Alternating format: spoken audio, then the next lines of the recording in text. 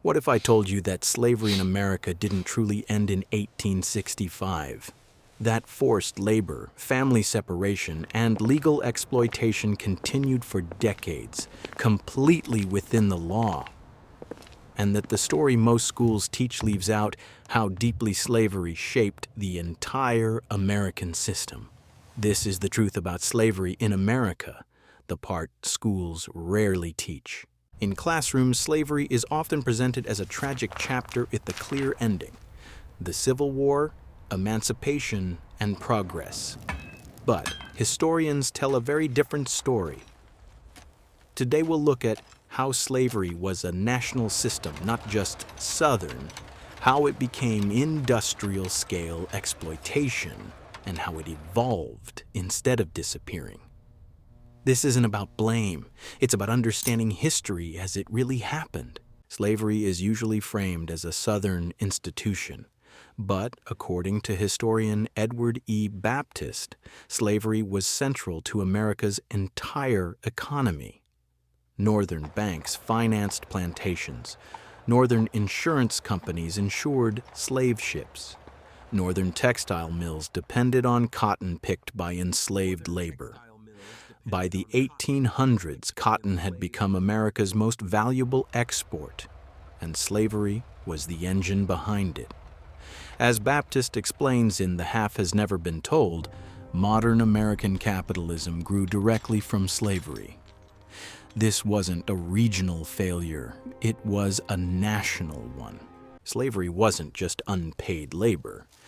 It was total control over human life. Enslaved people could be sold away from their families, beaten or killed with little legal consequence, worked until death, and replaced. Historian Ira Berlin emphasized that slavery constantly adapted to maximize profit. Plantations tracked productivity, punishments were calculated, human beings were treated as replaceable capital. This wasn't primitive or accidental. It was efficient, organized, and deliberate. Here's where most textbooks move too fast. The 13th Amendment abolished slavery, except as punishment for a crime. That single sentence changed everything.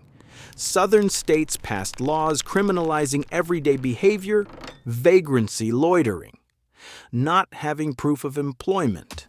Thousands of newly freed Black Americans were arrested and forced into convict leasing. Historian Douglas A. Blackman documents this in Slavery by Another Name. Prisoners were rented to mines, farms, and factories, often in conditions worse than slavery because they were legally disposable. Slavery didn't end, it was transformed. For those not imprisoned, freedom often meant sharecropping. Families rented land they didn't own, using tools they didn't own, growing crops they didn't control. At the end of the year, landowners claimed they owed more than they earned. They couldn't leave without permission. They couldn't challenge the debt. They couldn't build wealth, legally free, economically trapped. Historian Eric Foner describes this as a betrayal of emancipation during Reconstruction.